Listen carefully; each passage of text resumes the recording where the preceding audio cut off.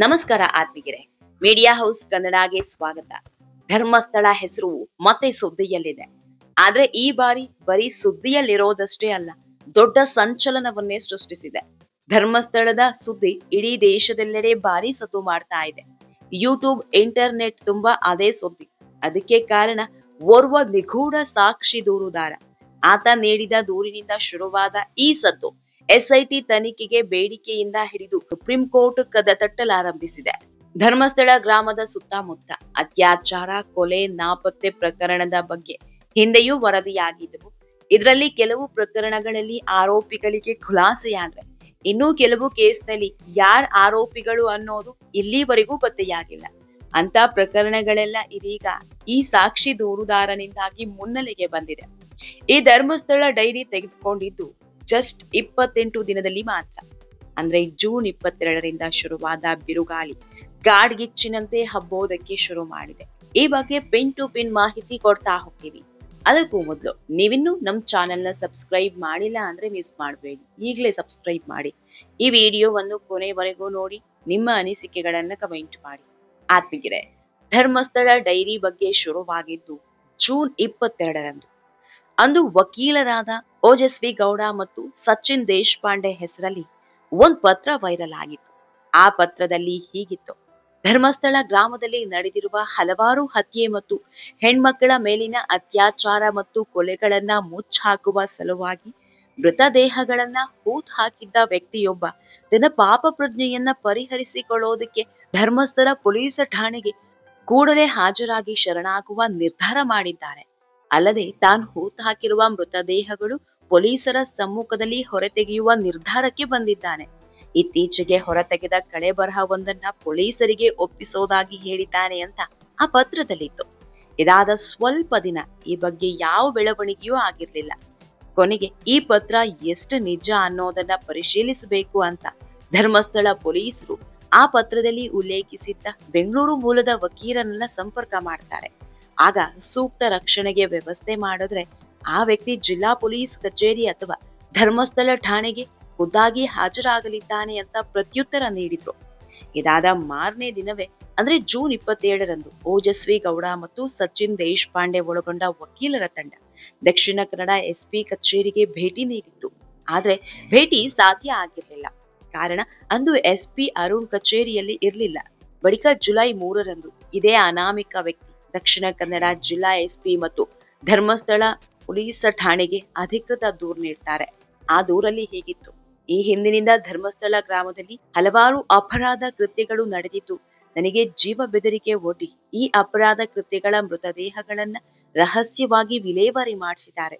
ಈ ಬಗ್ಗೆ ನನಗೀಗ ಪಾಪ ಪ್ರಜ್ಞೆ ಕಾಡ್ತಾ ಇದ್ದು, ಸೂಕ್ತ ರಕ್ಷಣೆ ದೊರೆತ್ರೆ ಕೂಡಲೇ ಈ ಅಪರಾಧ ಕೃತ್ಯಗಳನ್ನ ನಡೆಸಿದವರ ಸಂಪೂರ್ಣ ಮಾಹಿತಿ ನೀಡುತ್ತೇನೆ.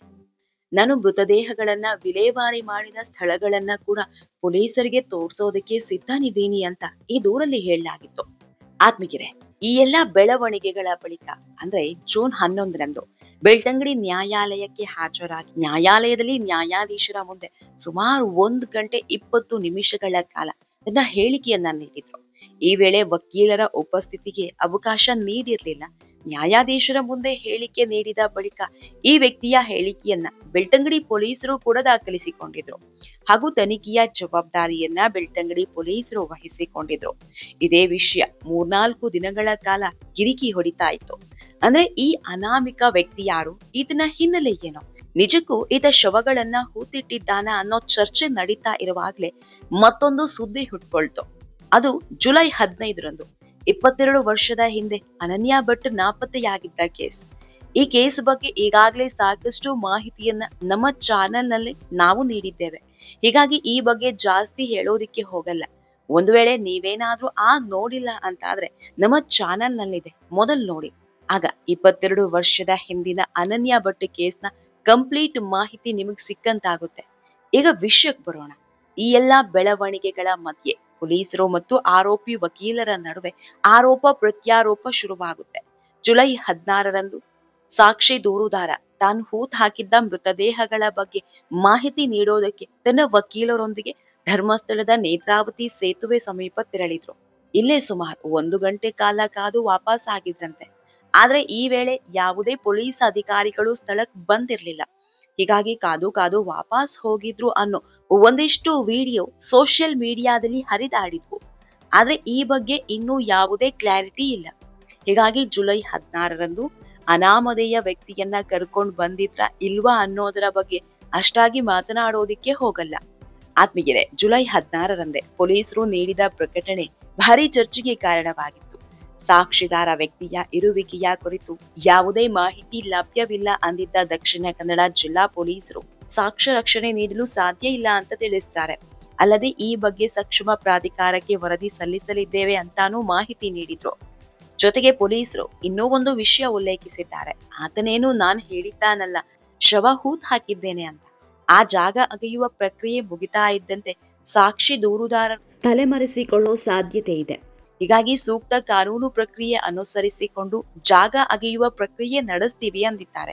ಜುಲೈ 17ನೇ ತಾರೀಕಿನಿಂದ ಸುಪ್ರೀಂ ಕೋರ್ಟ್ನ ಹಾಲಿ ಅಥವಾ ನಿವೃತ್ತ ನ್ಯಾಯಾಧೀಶರ ಉಸ್ತುವಾರಿಯಲ್ಲಿ ಎಸ್ಐಟಿ ತನಿಖೆ ಆಗಬೇಕು.